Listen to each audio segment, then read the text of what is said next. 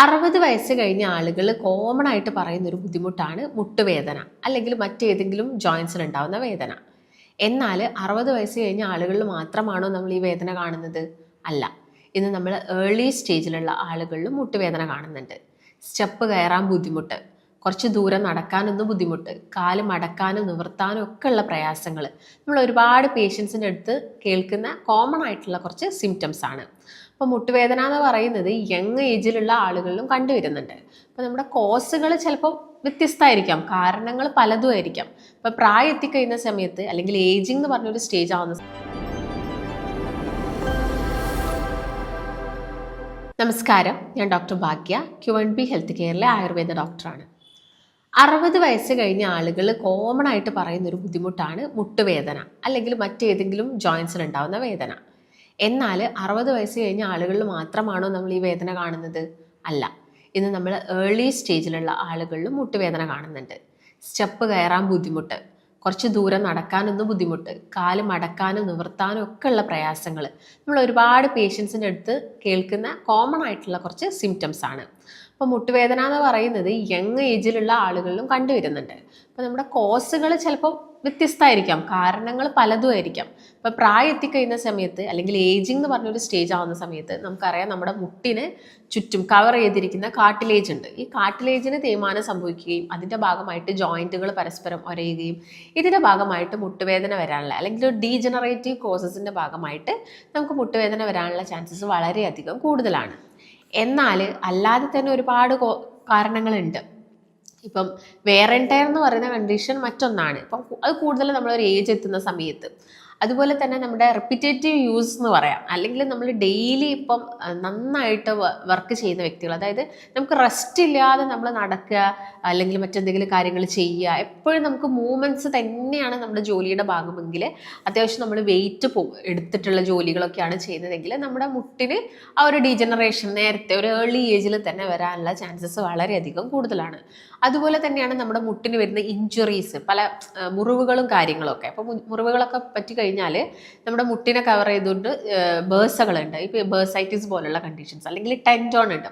അപ്പോൾ നമ്മൾ മുട്ടിനെ എടുത്ത് നോക്കുന്ന സമയത്ത് മുട്ടിനകത്ത് നമുക്ക് ടെൻജോൺസ് കാണാം. അതെന്ന് പറയുന്നത് ഒരു കോംപ്ലക്സ് ജോയിൻ്റ് ആണ്. ഈ മുട്ട് എന്ന് പറയുന്നത് നമ്മുടെ തൈസിൽ വരുന്ന ഒരു ജോയിൻറ്റും അതുപോലെ തന്നെ നമ്മുടെ മുട്ടിന് താഴോട്ട് വരുന്ന ഭാഗങ്ങളിലെ ഒരു ജോയിൻറ്റും പറ്റല്ല, അതായത് നമ്മുടെ നീ ക്യാപ്പ്, മുട്ടിനെ കവർ ചെയ്തിരിക്കുന്ന നമ്മൾ ചിരട്ടാന്നൊക്കെ പറയും, ഈ ഒരു പെറ്റല്ല, എല്ലാം കൂടി വരുന്നതാണ് നീ ജോയിൻ്റ് എന്ന് പറയുന്നത്. അപ്പം ഫീമർ എന്ന് പറഞ്ഞൊരു ബോൺ ഉണ്ട് അവിടെ, അതുപോലെ തന്നെ ടിബിയ വരുന്നുണ്ട്, അതുപോലെ തന്നെ പെറ്റല്ല വരുന്നുണ്ട്, പിന്നെ ലിഗമെൻറ്റ്സ് ഉണ്ടായിരിക്കും, ടെൻഡോൺസ് ഉണ്ടായിരിക്കും, കാർട്ടിലേജസ് ഉണ്ടായിരിക്കും, ബെർസ ഉണ്ട്, സൈനോവിയൽ ഫ്ലൂയിഡ് ഉണ്ട്. ഇതെല്ലാം തന്നെ നമ്മുടെ നീ ജോയിൻറ്റിലാണുള്ളത്. അപ്പോൾ ഇതിന് ഏതിനെങ്കിലും ഒരു തകരാറ് സംഭവിക്കുകയോ അല്ലെങ്കിൽ അവിടെ ഒരു ഇൻഫ്ലമേഷൻ ഉണ്ടാവുകയോ ചെയ്തു കഴിഞ്ഞാൽ അത് അവരിൽ മുട്ടുവേദന ഉണ്ടാക്കാനുള്ള ചാൻസസ് വളരെയധികം കൂടുതലാണ്. അതാണ് ടെൻഡനൈറ്റീസ്. നമ്മുടെ ടെൻഡോൺസിന് എന്തെങ്കിലും പറ്റിക്കഴിഞ്ഞാൽ അല്ലെങ്കിൽ ഇഞ്ചുറീസ് പറ്റിക്കഴിഞ്ഞാൽ, ടെൻഡോൺ ഇഞ്ചുറീസ് അല്ലെങ്കിൽ ലിഗമെൻറ്റ് ഇഞ്ചുറീസ് ഒക്കെ പറ്റിക്കഴിഞ്ഞാൽ നല്ല രീതിയിലുള്ള വേദന വരാനുള്ള ചാൻസസ് വളരെയധികം കൂടുതലാണ്. അപ്പോൾ പല കാരണങ്ങളുണ്ട്. പിന്നെ അതുപോലെ തന്നെ വളരെ ഇമ്പോർട്ടൻ്റ് ആയിട്ടുള്ളൊരു കാരണമാണ് വിറ്റാമിൻ ഡിയും കാൽഷ്യവും കുറഞ്ഞു കഴിഞ്ഞാൽ. നമുക്കറിയുന്നൊരു കാര്യമാണ്, വിറ്റാമിൻ ഡിയും കാൽഷ്യവും നമ്മുടെ ബോണിനാണെങ്കിലും നമ്മുടെ പല്ലിനാണെങ്കിലും ഒക്കെ അത്യാവശ്യമായിട്ടുള്ളൊരു വിറ്റാമിൻ ആണ്. അതുപോലെ തന്നെയാണ് കാൽഷ്യം.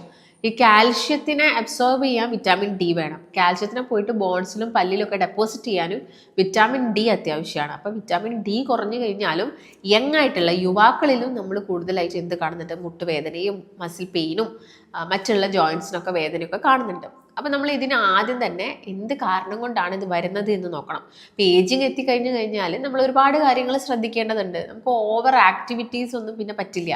നമ്മുടെ കാലുകൊണ്ടും അല്ലെങ്കിൽ നമ്മൾ കൂടുതലായിട്ട് നടക്കുന്നത് ഇപ്പോൾ കുറച്ചുകൊണ്ട് വരണം. അതുപോലെ തന്നെ സ്റ്റെപ്പ് കയറി ഇറങ്ങുന്ന ഒരു ജോലി, അത് ആളുകൾ വളരെയധികം ബുദ്ധിമുട്ടുണ്ടാക്കുന്ന ഒരു കണ്ടീഷനാണ്. അപ്പം നല്ല രീതിയിലുള്ള വേദന ഉണ്ടായിരിക്കും. ചിലപ്പം അവർ കയറി ഇറങ്ങുന്ന സമയത്ത് അവർക്ക് വേദന ഉണ്ടാവില്ല. അവർ റെസ്റ്റ് എടുക്കുന്ന സമയത്ത് അല്ലെങ്കിൽ രാത്രി വീട്ടിലെത്തിക്കഴിഞ്ഞു ഒന്ന് വെറുതെ ഇരിക്കുന്ന സമയത്ത് മുട്ടിൽ നിന്നൊക്കെ ഭയങ്കര വേദനയായിരിക്കും. പിന്നെ ഒരുവിധ ആളുകളിലൊക്കെ ഒരുപാട് നടന്ന് പോയിട്ട് ജോലി ചെയ്ത വ്യക്തികളൊക്കെ ആണെങ്കിലും അവരൊരു ഏജ് എത്തുന്ന സമയത്തൊക്കെയാണ് ഈ മുട്ടുവേദന വരുന്നത്. ചില ആളുകളിൽ മുട്ടുവേദന വന്നു കഴിഞ്ഞാൽ നിങ്ങൾ കാണുന്നൊരു കണ്ടീഷനാണ് മുട്ടിൻ്റെ ഭാഗത്തു നിന്ന് താഴോട്ട് കാല് വളഞ്ഞു പോകുന്നത്. അപ്പോൾ അവർ നടക്കുന്നത് തന്നെ വളരെയധികം ബുദ്ധിമുട്ടായിട്ട് വളഞ്ഞ് ആ ഒരു കാല് വെച്ചിട്ടാണ് അവർ നടക്കുന്നത്. അപ്പോൾ ഇത്രയും ബുദ്ധിമുട്ടുകൾ നമ്മുടെ ഒരു മുട്ടുവേദന ഒരു ആദ്യത്തെ സ്റ്റേജിൽ തന്നെ നിങ്ങൾക്ക് വരുമ്പോൾ പ്രോപ്പറായിട്ടുള്ള ട്രീറ്റ്മെൻറ്റ് എടുക്കുക. ഇല്ലെങ്കിൽ നിങ്ങൾക്കറിയാം, നിങ്ങളുടെ വീടുകളിലൊക്കെ പ്രായമായിട്ടുള്ള ആളുകളുടെ ഒരു അവസ്ഥ നിങ്ങൾ കണ്ടിട്ടുണ്ടായിരിക്കാം. പക്ഷേ ചില പ്രായമായിട്ടുള്ള ആളുകൾക്ക് ഇപ്പോഴും ഈ ഒരു ബോൺസിനും ജോയിൻസിനും ഒന്നും വലിയ ബുദ്ധിമുട്ടുകൾ ഇല്ലാത്ത ആളുകളും ഉണ്ട്. അപ്പം അതൊക്കെ നിങ്ങൾ ശ്രദ്ധിച്ച് റെഗുലർ ആയിട്ടുള്ളൊരു വ്യായാമം. ഇപ്പോൾ മുട്ടുവേദന നല്ല വേദനയാണ്, നമുക്ക് എഴുന്നേൽക്കാൻ പറ്റാത്ത അവസ്ഥയാണെങ്കിൽ നമുക്ക് അവിടെ വ്യായാമം ചെയ്യാൻ പറ്റിയെന്ന് വരില്ല. പക്ഷെ വലിയ ബുദ്ധിമുട്ടുകളൊന്നുമില്ല, ചെറിയ വേദനയൊക്കെ ആണെങ്കിലും നിങ്ങൾ ഒട്ടും തന്നെ വ്യായാമം ചെയ്യാതിരിക്കരുത്. ചെറിയ രീതിയിലുള്ള മൂവ്മെൻറ്റ്സും കാര്യങ്ങളും, ഒരു 10 മിനിറ്റ് നിങ്ങളുടെ കാലിനുള്ള എക്സ്റ്റൻഷൻ അങ്ങനെയുള്ള കാര്യങ്ങളൊക്കെ ചെയ്യണം.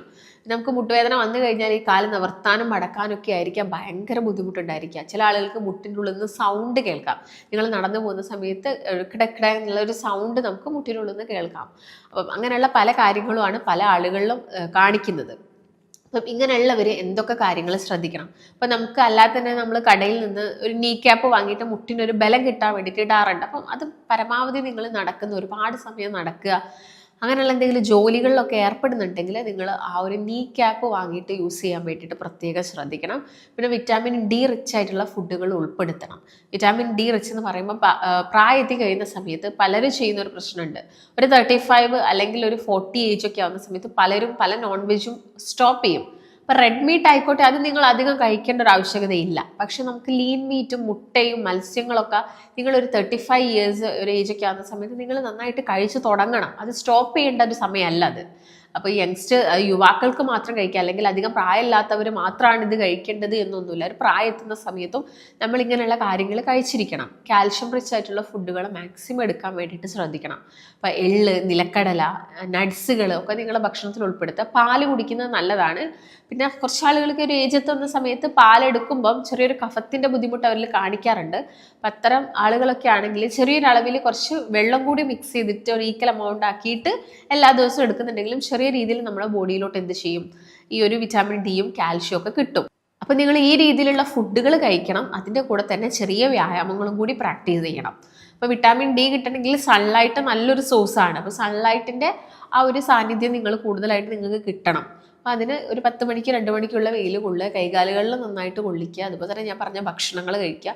കൂൺ നന്നായിട്ട് കഴിക്കുക, കൂൺ കിട്ടുന്നുണ്ടെങ്കിൽ കൂണൊക്കെ കഴിക്കുക, മഷ്റൂം കഴിക്കുക, വെള്ളക്കടല കഴിക്കുക. അതുപോലെ തന്നെ മുട്ട, എല്ലാ ദിവസവും ഒരു മുട്ട കഴിക്കുക. പ്രായത്തിൽ കഴിഞ്ഞാൽ കൊളസ്ട്രോൾ കൂടുമെന്ന് കരുതിയിട്ട് മുട്ട കഴിക്കുന്നതൊന്നും ഒഴിവാക്കരുത്. ഒരു മുട്ട നമുക്കൊരു ദിവസം കഴിക്കുക, അതുകൊണ്ട് വലിയ പ്രശ്നങ്ങളില്ല. സാലഡ്സും കൂടി ഉൾപ്പെടുത്തുന്ന സമയത്താണ് കുറച്ചും കൂടി നല്ലത്. പിന്നെ നമ്മൾ ഫ്രൂട്ട്സുകൾ, ആപ്പിള് എല്ലാം തന്നെ, ഡ്രാഗൺ ഫ്രൂട്ട്, കിവി, ഇതൊക്കെ നിങ്ങളുടെ ഭക്ഷണത്തിൽ ഉൾപ്പെടുത്താൻ വേണ്ടിയിട്ട് ശ്രദ്ധിക്കണം.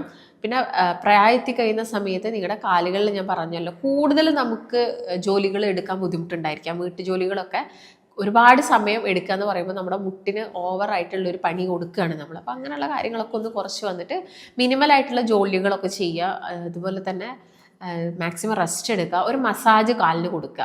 കാലിന് എപ്പോഴും ഒരു എണ്ണ തേച്ച് കുളി, അല്ല ഫുൾ ബോഡിക്ക് ഒരു എണ്ണ തേച്ച് കുളി എപ്പോഴും ഒരു 50+ ആവുന്ന സമയത്ത് എല്ലാവർക്കും നല്ലതാണ്.